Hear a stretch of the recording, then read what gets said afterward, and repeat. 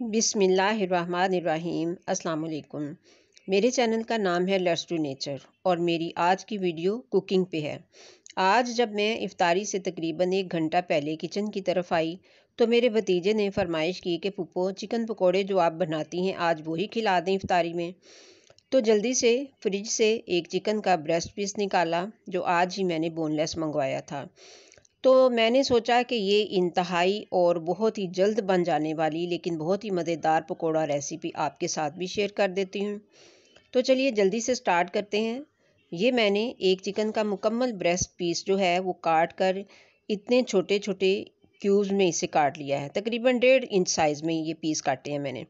अब इनको एक बाउल में डाल लिया है। अब इसमें तकरीबन 1/4 टीस्पून के करीब मैंने इसमें सॉल्ट को ऐड किया है। नमक को ऐड करने के बाद अब ये मेरे पास फ्रोज़न लेमन जूस की एक क्यूब है तो इसको मैं इसमें ऐड कर देती हूँ। तो क्योंकि ये फ्रोज़न है तो इसको हम इस तरीके से ज़रा इसमें छुरी के साथ इसको हल्का हल्का सा पीस लेते हैं और फिर इसके बाद हम इसको अच्छे तरीके से हम मिक्स करके तो तकरीबन 30 मिनट्स के लिए छोड़ देंगे। क्योंकि इफ्तारी का टाइम होने वाला है इसलिए मैं इसको सिर्फ 30 मिनट के लिए रख रही हूँ। तो आपके पास अगर टाइम हो तो आप जितना ज़्यादा टाइम इसको देंगे उतना ही ज़्यादा अच्छा टेस्ट बनेगा। अब इतनी देर में हम बेसन में कुछ मिर्च मसाले वगैरह डाल लेते हैं। ये देखिए ये मैंने 1 फुल कप जो है ये बेसन लिया है, इसे एक बाउल में डाल लेते हैं। अब 2 खाने के चम्मच जो है इसमें कॉर्नफ्लोर भी ऐड कर लिया है। ये हाफ़ टी स्पून साबुत अजवाइन है, हाफ़ टी स्पून कुटी हुई मिर्च है, 1 टीस्पून सूखा धनिया कूटा हुआ है, नमक 1/4 टीस्पून है क्योंकि पहले चिकन में डाला है, 1 टीस्पून साबुत ज़ीरा है, हाफ़ टी स्पून पिसी मिर्च है। तो अब ये सारे मसाले जो हैं इन सब को मैं बेसन में ऐड कर देती हूँ और मिक्स कर देती हूँ।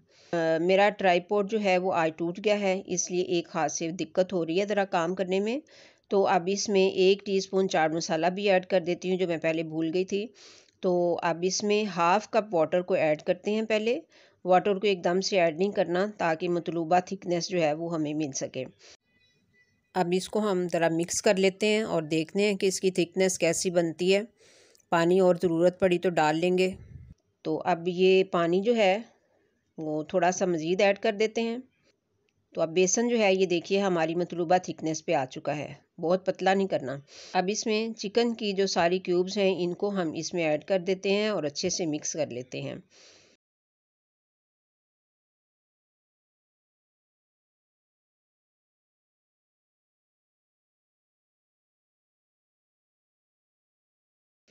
खूब अच्छे से मिक्स कर लिया हमने और इसके साथ ही ऑयल भी गर्म करना रख दिया है।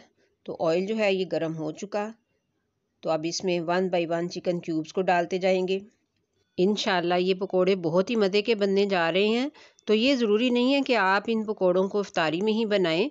आप रमज़ान के अलावा भी कोई मेहमान आ जाए घर में और आपके पास चिकन मौजूद हो तो फ़ौरी तौर पे अगर आपको कुछ बनाना पड़ जाए तो आप इन पकोड़ों को बना के तो अपने मेहमानों की खिदमत में पेश कर सकते हैं और आपके मेहमान ज़रूर इंशाल्लाह खुश होके जाएंगे कि ये कितने मज़े के पकोड़े आपने उनको खिलाए हैं। देखिए कितना अच्छा कलर है, कितनी अच्छी शक्ल लग रही है।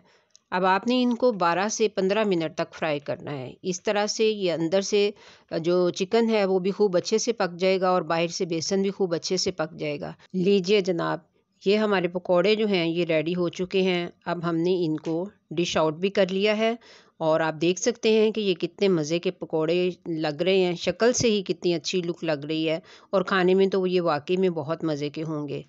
उम्मीद करती हूँ कि आप इनको ज़रूर ट्राई करेंगे। मिलते हैं फिर नेक्स्ट इंशाल्लाह।